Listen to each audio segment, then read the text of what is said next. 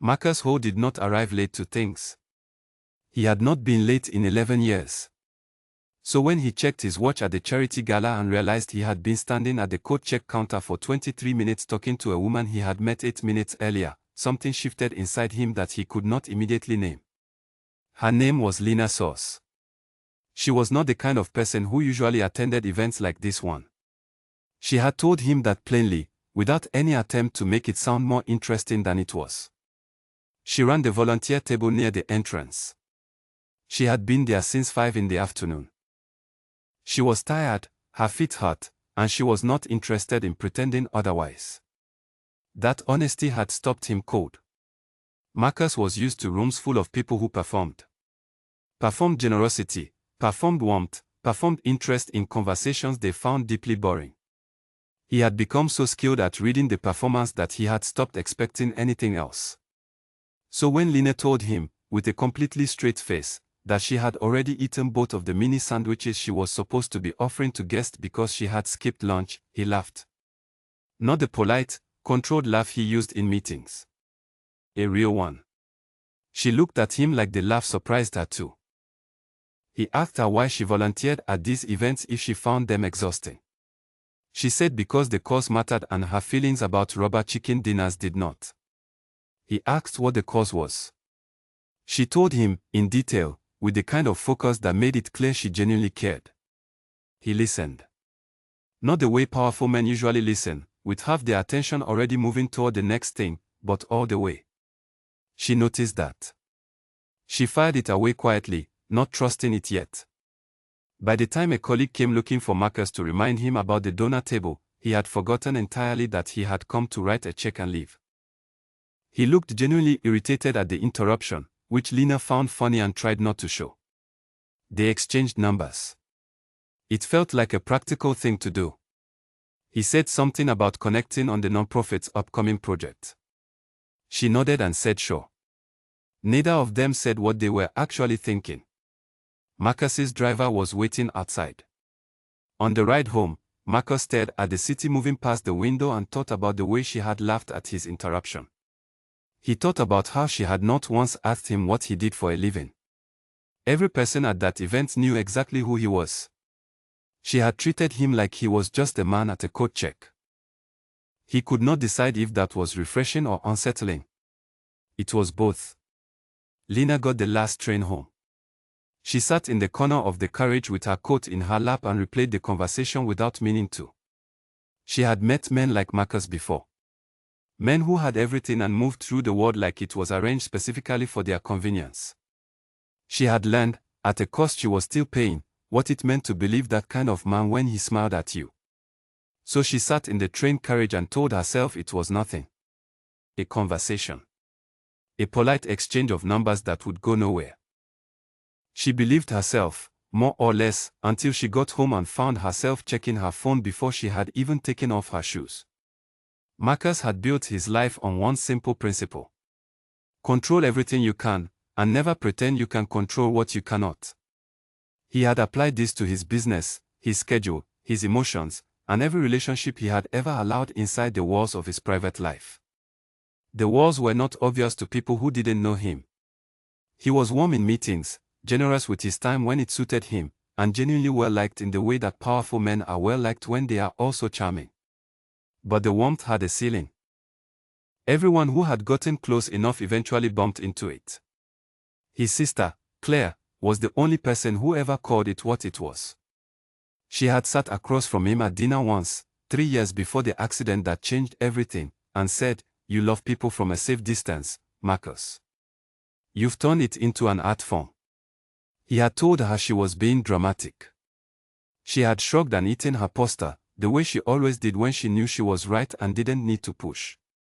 Claire was recovering now, slowly, from the accident that had kept her in a long rehabilitation program.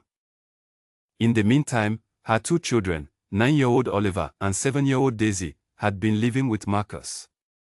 He had agreed without hesitation. What he had not anticipated was what it would do to him. Children required a kind of presence that his controlled, scheduled life had never asked of him before. They needed to be picked up. Fedra helped with homework. listened to at odd hours when something was bothering them. They did not care about his meetings. They did not care that he had 3 phone calls before 8 in the morning. Daisy had once walked into his home office during a board call, sat on the floor next to his chair, and started drawing quietly. He had let her stay. No one on the call had known. He had found, to his own confusion, that he did not mind. He was not a man who had expected to learn something about himself from a 7-year-old. He was learning things every week. Lena's life, on the other side of the city, had a different kind of weight. She was good at her job. She was better than good. The people she worked with knew it, even the ones who did not say so out loud. She had a gift for seeing what people needed before they said it, for finding quiet solutions to complicated problems, and for making those around her feel seen in a way that could not be faked. These were not small things. In the work she did, they were the things that actually mattered. What they had not done was protect her from being passed over. Twice in 6 years, the promotion she had earned had gone to someone else. The first time, her director had explained it away with language so vague it barely qualified as a reason. The second time, no explanation was given at all. She had sat in her car afterward and not cried, because she had been expecting it, and that was somehow worse than being surprised. She had also spent 4 years with a man named Daniel who had told her, in a dozen different ways over that time, that she was too intense, too particular, too difficult to simply be easy with. He had not said those things cruelly. He had said them almost gently, as though he was helping her understand something about herself that she had not yet worked out. She had believed him for longer than she should have. When they finally ended things, she had sat in her apartment for a weekend and gone back through 4 years of memories, trying to find the version of herself that Daniel had described. She had not found her. But the search had left a mark. She had spent the months since then quietly rebuilding what confidence Daniel had chipped away, taking on more responsibility at work, showing up for the people and causes she believed in, and being very careful about who she let close. She was not bitter. She was careful. There was a difference, and she knew it, even when other people confused the two. She had not expected to meet someone like Marcus Holt at a volunteer table on a Thursday evening. She had not expected to find herself thinking about a conversation at a coat check for 3 days afterward. She had not expected any of it. But there it was. And neither of them could quite put it down. The city connected them before either of them had decided what they were doing. Marcus texted first, 4 days after the gala. Not a long message. Just a link to a documentary about urban housing projects that she had mentioned in passing, with a single line underneath, "Thought of this when you were talking about the city planning grant." Lena read the message twice. He had remembered something she had said in passing, in a 20-minute conversation, at a noisy event where most people were half focused on their drinks. She sat with that for a moment. She waited 2 days before replying. Not as a game. She was genuinely trying to decide what she wanted to do. She was trying to decide whether this was something she was ready to work toward, knowing full well what the work might cost her if she was wrong again. She replied on a Sunday morning. She said the documentary was on her list. She said she had watched the first 20 minutes and already had thoughts. He wrote back in 4 minutes. The conversation did not stop for 6 days. It moved from text to a phone call she had not planned to answer to a coffee she had not planned to agree to. She sat across from him in a small place near her office and looked for the performance. She kept looking. She could not find it. He asked questions and then waited for the answers. He admitted when he did not understand something. He told her about Oliver's science project, about Daisy's habit of leaving drawings on his desk when she thought he was working too hard, and the way he said it, with a kind of surprised love in his voice, told her more about him than anything else had. She paid for her own coffee. He did not argue. He noticed she did not want to be owed anything. He found that both frustrating and quietly right. Walking back to her office, she thought, this is either going to be something that changes my life, or something that teaches me a lesson I thought I had already learned. She did not know which yet. She kept going anyway. The phone calls started happening every few days, then every day. Lena did not keep track of when it changed.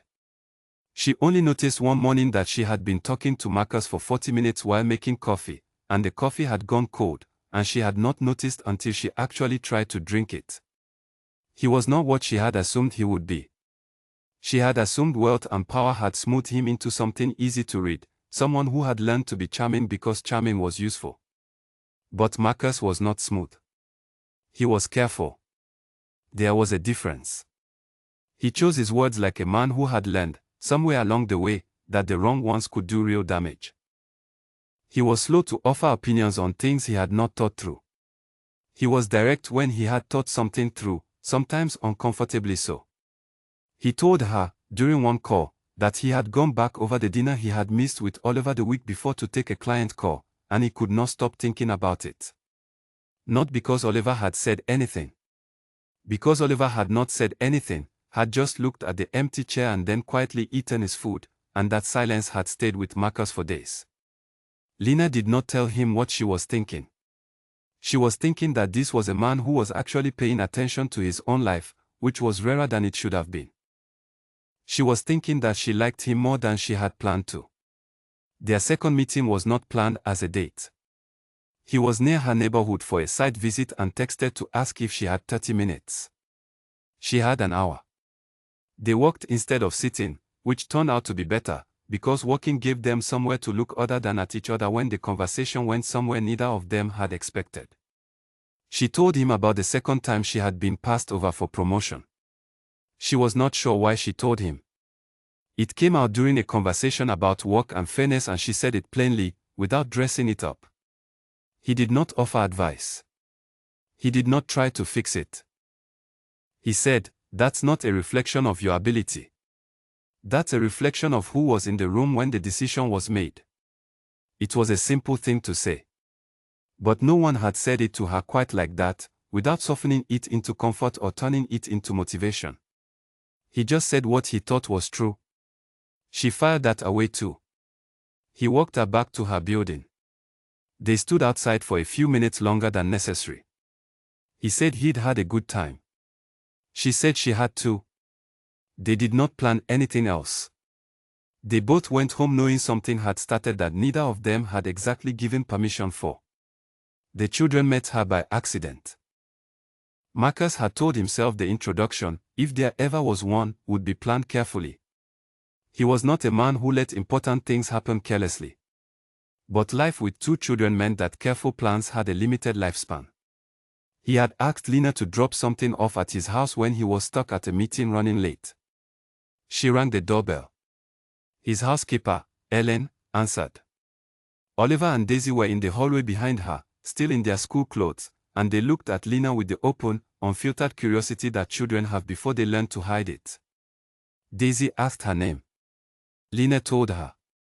Daisy asked if she was a friend of their uncle's. Lena said yes. Daisy considered this information for a moment and then said, "We have a trampoline in the garden. Can you jump?"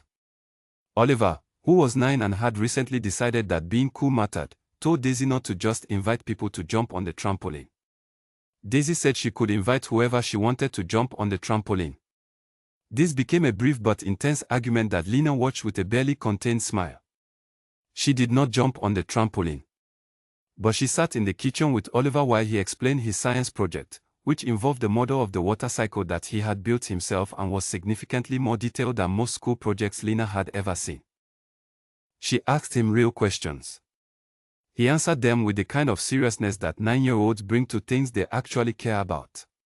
By the time Marcus arrived home 30 minutes later, Daisy had shown Lena every drawing she had done in the past 2 weeks and Oliver had explained why the current model of rainfall in their region was technically inaccurate. Marcus stood in the doorway of the kitchen and looked at the scene in front of him. It was not a scene he had arranged or anticipated.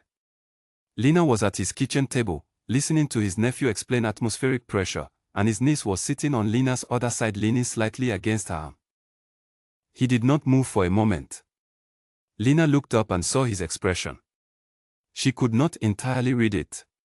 It was somewhere between warmth and something more complicated, something that looked almost like fear. Later, After Lena had gone and the children were in bed, he stood in the kitchen and tried to understand what had just happened to him.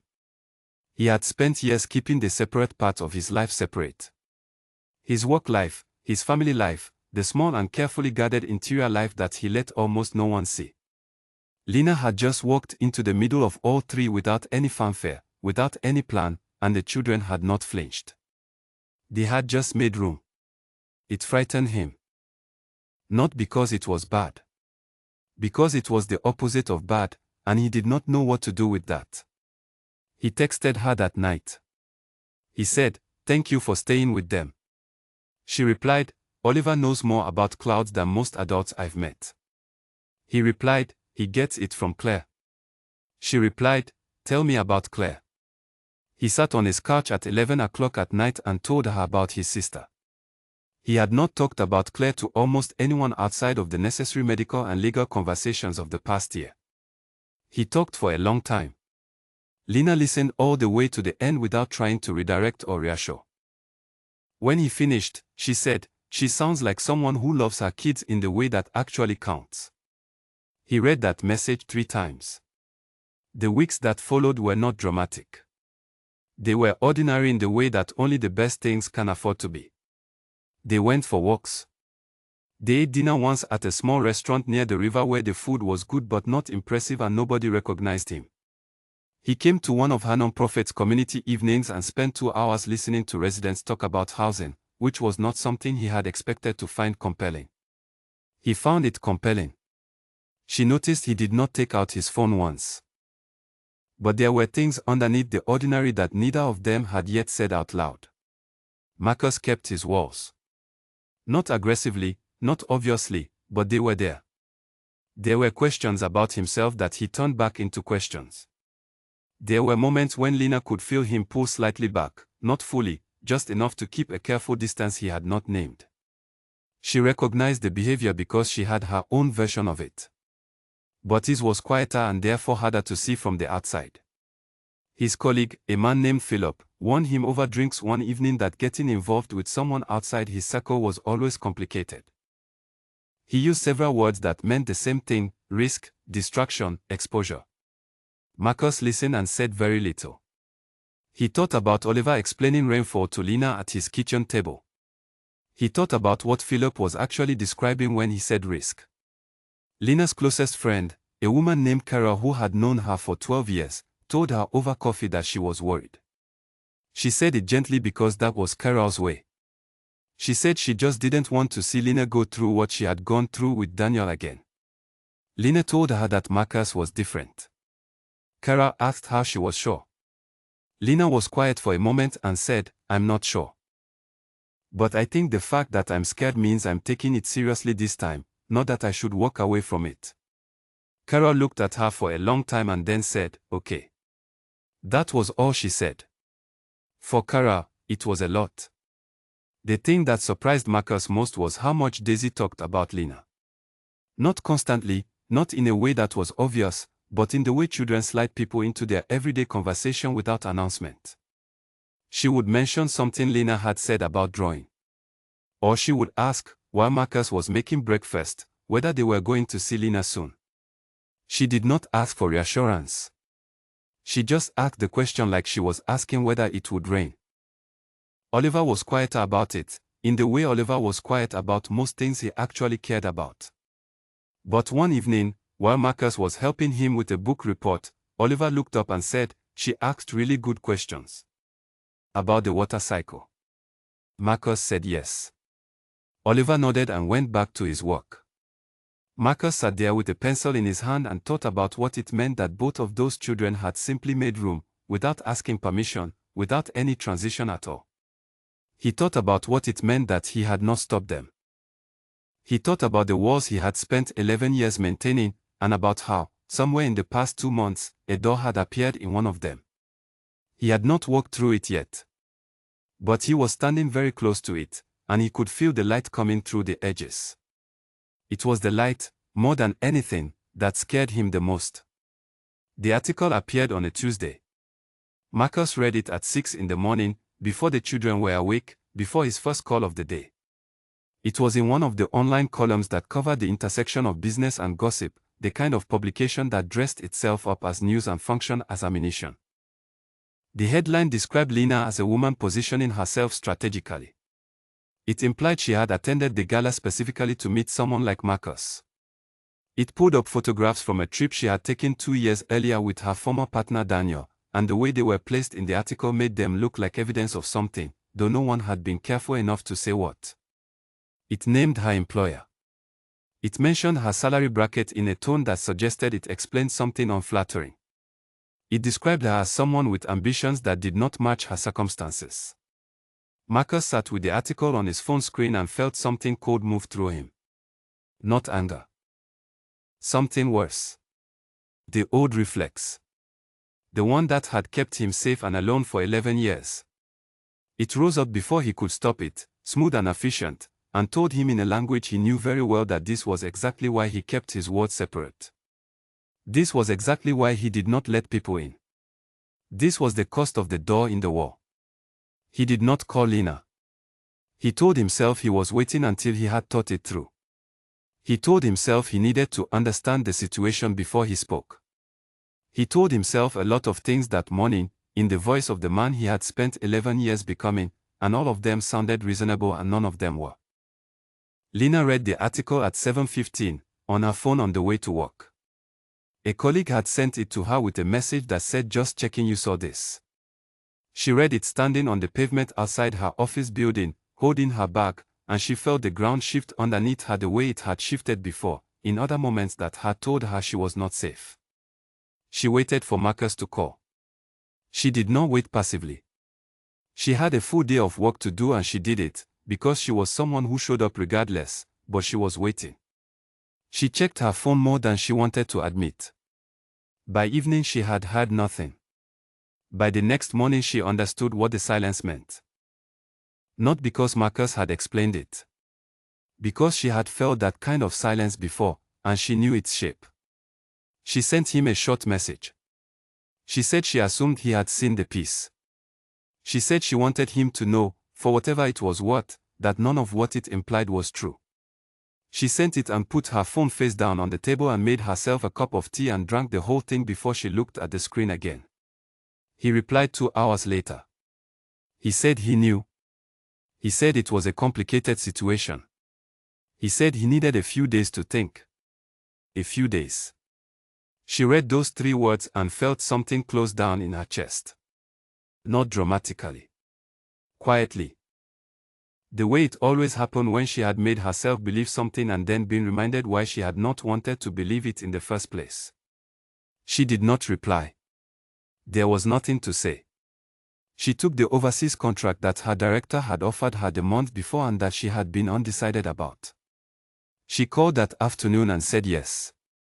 The contract was for 6 weeks in another city, consulting on a social housing project.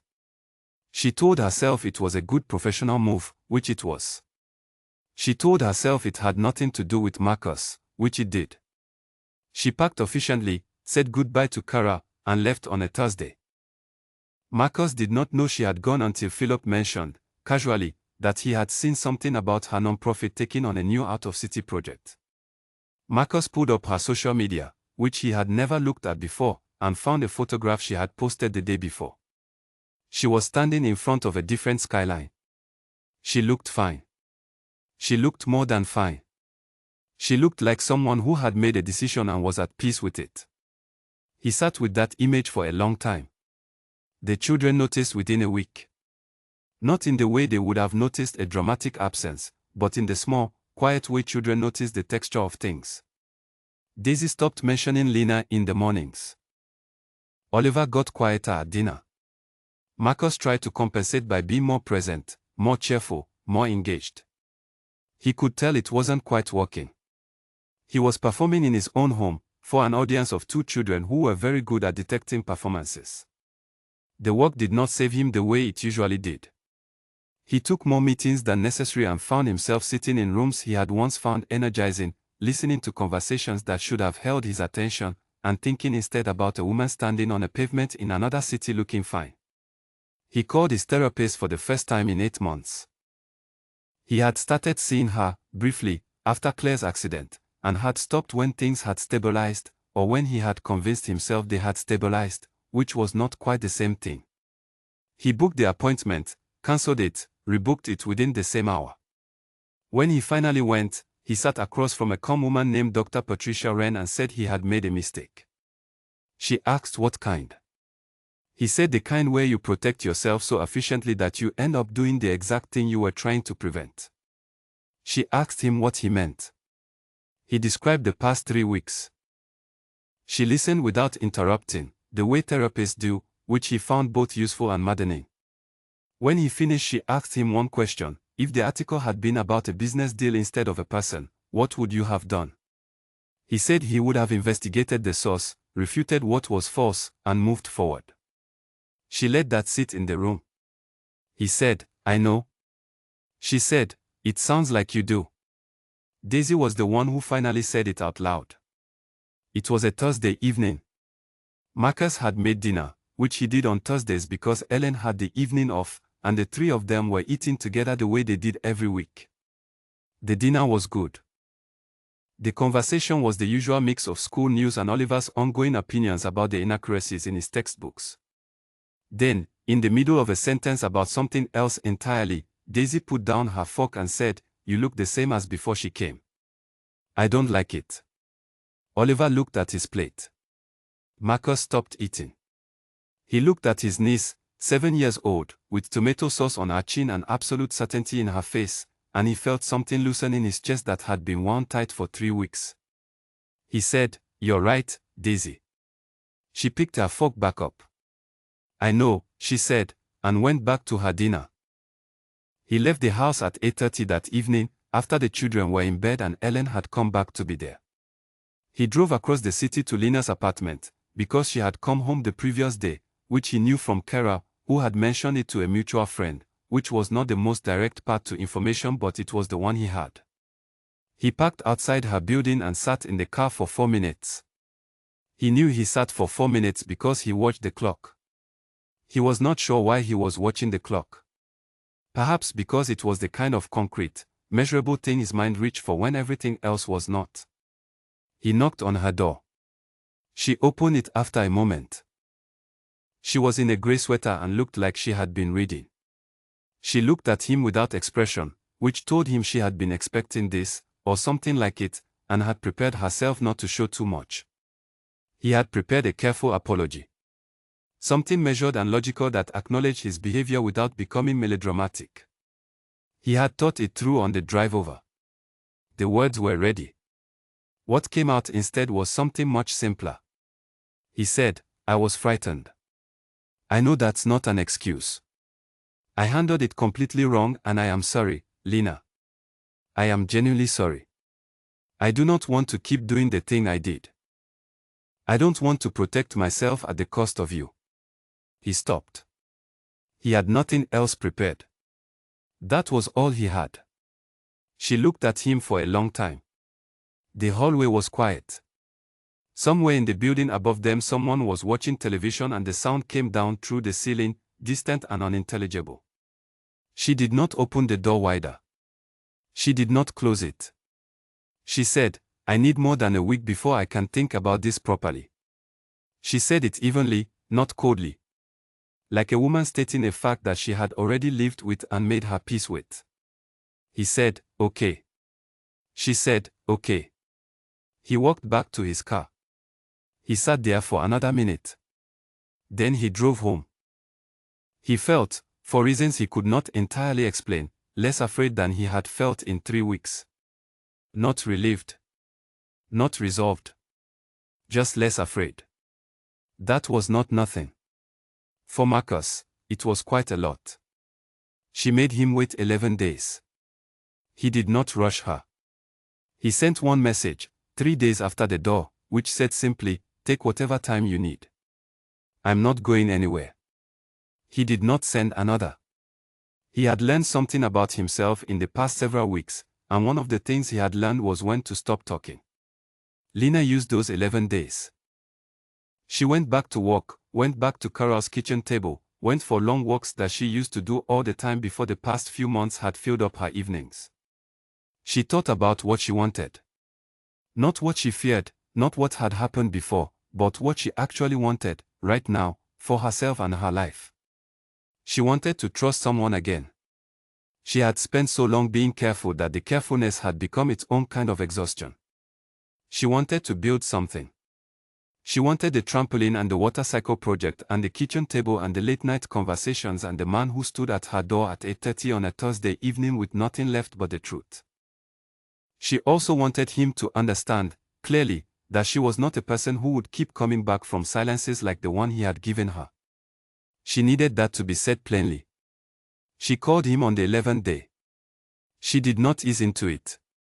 She said, "If we do this, you don't get to go quiet when things get difficult. I need you to stay in the room even when the room is uncomfortable. That's the thing I need to know you can do." He said, "I know. I'm working on that. I've actually been working on it with someone professionally." A pause. "I started therapy again." She had not expected that. She said, "How's that going?" He said, "She asks questions I find deeply annoying, which apparently means they're the right questions." Lena laughed despite herself. It was a real laugh, the kind she had not quite managed in 11 days. She heard him exhale on the other end of the call. Not dramatically. Just the particular exhale of someone who has been holding something and has finally been allowed to put it down. She said, "Okay. Let's try again." They tried again, and it was slower this time, more deliberate, like two people building something they had already seen fall and were determined to build better.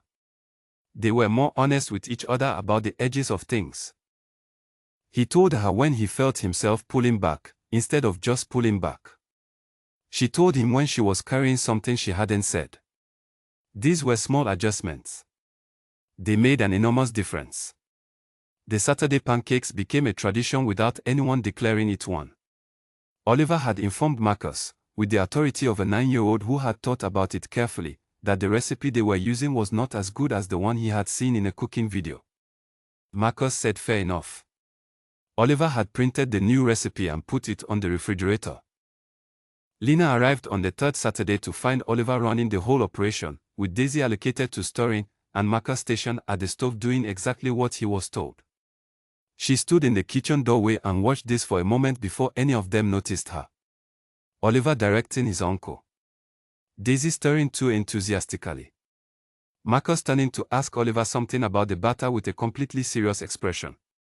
The morning light coming through the window above the sink. The smell of something warm cooking. She thought, this is what I was afraid to want. This ordinary, noisy, imperfect, real thing. Daisy saw her first and said, "You're here," in the tone of someone who had been expecting a package and was satisfied it had arrived. Oliver said good morning and continued his quality control. Marcus turned from the stove and looked at her, and the look had the same thing in it that she had seen the first evening in the kitchen, that mix of warmth and something fragile underneath it, except now the fragile part didn't frighten her. She understood it. She walked into the kitchen. They ate pancakes. Oliver's recipe was, as he had predicted, significantly better than the previous one. Daisy put too much syrup on everything and then complained the syrup was too much.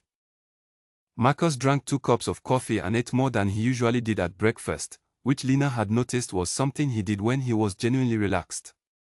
She noticed a lot of small things about him now. The way he turned his phone over when the children were talking to him, screen down, so it couldn't pull his attention.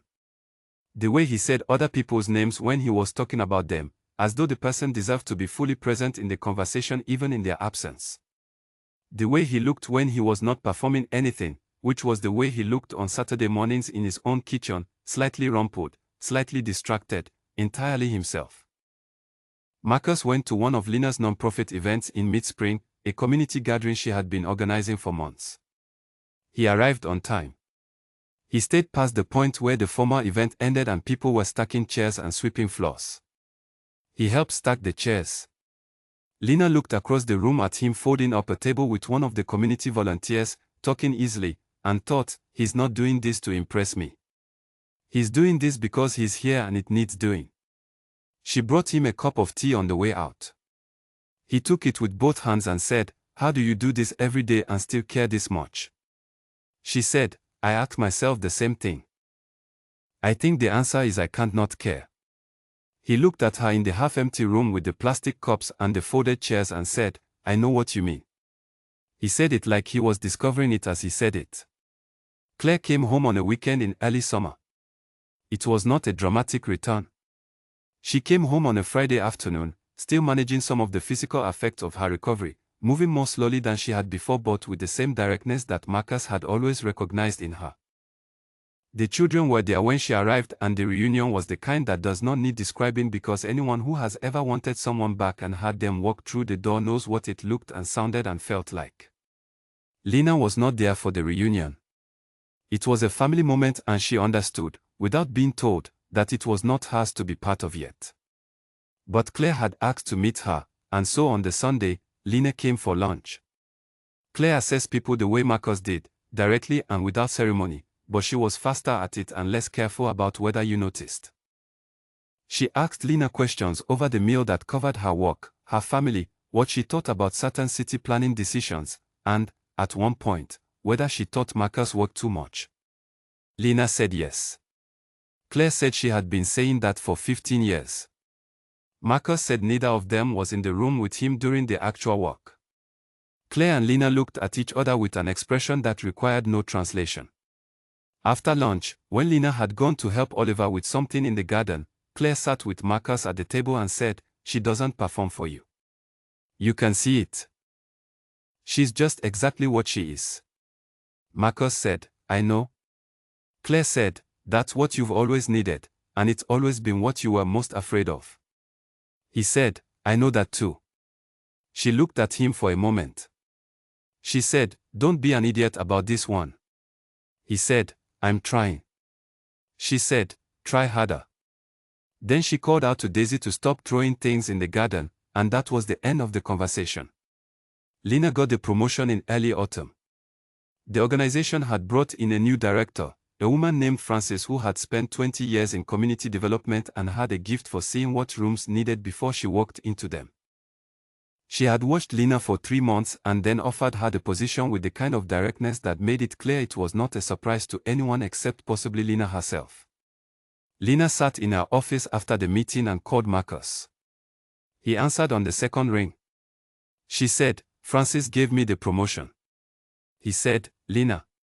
She said, "I know." There was a pause that was not empty. It was full of things neither of them needed to say. He said, "I'll be at yours in 40 minutes. He arrived in 38. The flowers were from the garage forecourt 2 streets over and were slightly lopsided in the wrapping and entirely honest. She put them in water and kept them on the kitchen table until every petal had dropped. She did not throw them away until the last one fell. It was not a planned proposal. That was the first thing Lena told Kara, and she told it with a laugh, and Kara said of course it wasn't. Did anyone actually expect that man to do something conventionally? It happened on a Sunday morning in the kitchen. This surprised no one who knew them, since the kitchen on Sunday mornings had become, over time, the most honest place either of them knew. The children were in the living room watching something. Something was cooking. Marcus was at the counter. Lena was reading at the table in a patch of morning light that came through the window at a particular angle in autumn. He turned from the counter. He was not holding anything. He was not on one knee. He had not arranged anything. He looked at her in the morning light at his kitchen table and said, "Lena, I want to marry you. I want you here. I want this to be ours, not mine." She looked up from her book. He said, "You don't have to answer right now." She said, "Yes." He said, "I just wanted you to know you could think about it." She said, "Marcus." "Yes." The timer on the stove went off. He turned and dealt with whatever was on the hob. She sat at the table with her book open on her lap and a feeling in her chest that was too large for words and did not need any. Daisy walked in 12 seconds later asking about breakfast and did not notice anything different about the room at all, which was, in its own way, perfect. They were married in February. Not large. Not photographed for any publication. 40 people in a room with good light and simple food and music that actually suited them rather than what was expected. Claire stood beside Marcus. Lena's mother, who had flown in from Lisbon 3 days early and spent that time feeding everyone she met and having strong opinions about the flower arrangement, sat in the front row and cried from the moment Lena walked in. Oliver read something he had chosen himself, a short piece about what it meant to belong somewhere. He read it with the careful seriousness of a 9-year-old who understood that the occasion was real. Daisy was the flower girl and took the role more seriously than anyone had anticipated, including herself. She had practiced walking at a specific pace that she had decided was correct, and she maintained it with an expression of deep concentration that made half the room smile without meaning to. Marcus stood at the front of the room and watched Lena walk toward him and thought about a coat check and a 23-minute conversation and a woman who had not once asked him what he did for a living and had told him, eventually, everything he needed to understand about himself just by being honest about who she was. He thought about the walls. About how long he had built and maintained them, and how, when the right person finally stood close to one, a door had appeared in it. He had not walked through it bravely. He had walked through it slowly and imperfectly and with a significant detour caused by his own fear. But he had walked through it. Lena looked at him as she reached the front of the room. She looked at him the way she had always looked at him, directly, without performance, seeing exactly what was there and deciding it was worth her time. He had never taken that for granted. He hoped he never would. They sold the penthouse the following spring. They bought a house. It had a garden, which was the thing both children had asked for with the particular persistence of people who know they are asking for something reasonable and are prepared to wait it out. The garden had a trampoline and a vegetable patch. Marcus attempted to help with the vegetable patch. He was not good at it. Lena was patient. The vegetables grew. He was not always home by 7. He was better at it than he had been. He kept working at it, not because he was told to, but because he understood now what he was coming home to, and the understanding changed the calculation completely. There was dinner to be made. There were 2 children who grew visibly between 1 week and the next and had more to say each time he stopped to listen. There was a woman who read at the kitchen table on Sunday mornings in the autumn light and looked up at him in a way that made him feel, at 53, as though something in him was still being discovered. Claire recovered more each month.